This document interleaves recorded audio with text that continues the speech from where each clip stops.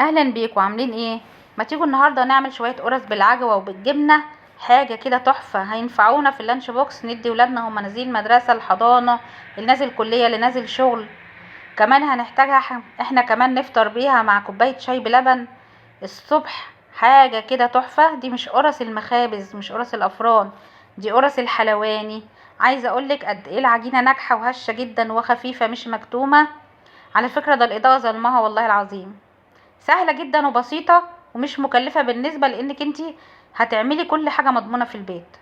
محضره معلقه كبيره سكر، هنزل عليها بباكت خميره، الباكت ده تقريبا 12 جرام، وكوبايه لبن كبيره بدرجه حراره الغرفه.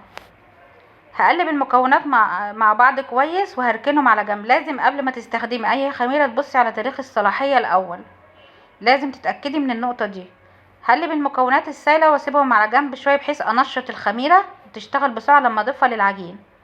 محضره كيلو دقيق، ده كيلو دقيق متعدد الاغراض، هنزل عليه بربع معلقه صغيره ملح. القرص دي احنا هنبسها، عملت معاكم قبل كده قرص طريه باللبن الرايب وبالسمنه البلدي. القرص دي مختلفه شويه، هنعملها قرص مبسوسه بالزبده وبالقشطه، وكمان هنعملها بالزبده مش بالسمنه البلدي. جربيها وقولي لي رايك.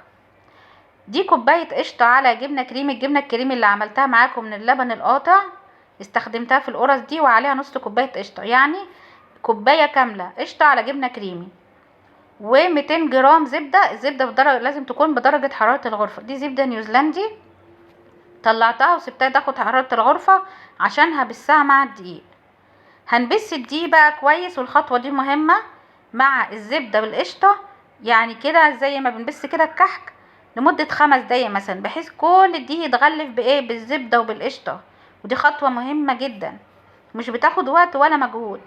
محضره باكت فانيليا صغير او ذره فانيليا، بسينا الدقيق مع المكونات كويس. بعد كده هنزل بمقدار الخميره اللي انا قلبته معاكم.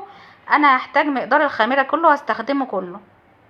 واحتاجت بعد كده وانا بلم العجينه ربع كوبايه ميه دافيه بس، مش اكتر من كده. يعني فوق المقدار السوائل ده احتاجت ربع كوبايه ميه في الاخر لميت بيه العجينه.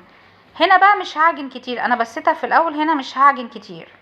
عايزه اوريكي العجينه قد ايه طريه وناعمه ومش مشققه، مظبوطه جدا. ريحتها اصلا كانت تحفه وانا بعجنها ما شاء الله. هسيبها بقى، هغطيها واسيبها في مكان دافي تخمر من ساعه لساعه ونص، حسب درجه حراره الجو عندك. ده نص كيلو عجوه انا جايباه من ناس سوريين كده جنبنا، وكانت جميله يعني. عليهم معلقه صغيره زبده ومعلقه كبيره سمسم. عملتهم بالشكل ده وهبتدي اشكل القرص. انا مسرعه الفيديو عشان ما اطولش عليكي الفيديو وما تزهقيش، فمسرعه الخطوات دي.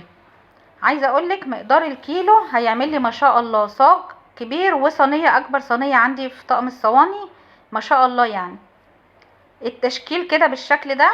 لازم بعد ما شكلتها ورصيتها كده في الصاج وفي الصينيه اسيبها تخمر، اغطيها واسيبها في مكان دافي تخمر ساعه او ساعه الا ربع.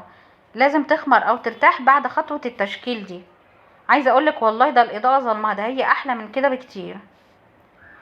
وهي بتستوي اصلا كانت ريحتها قلب الدنيا. انا ولادي ما كانوش بيحبوا الحاجات دي بقى، وبيحبوها وبيطلبوها. اعمليها بالطريقه دي وان شاء الله تعجبك.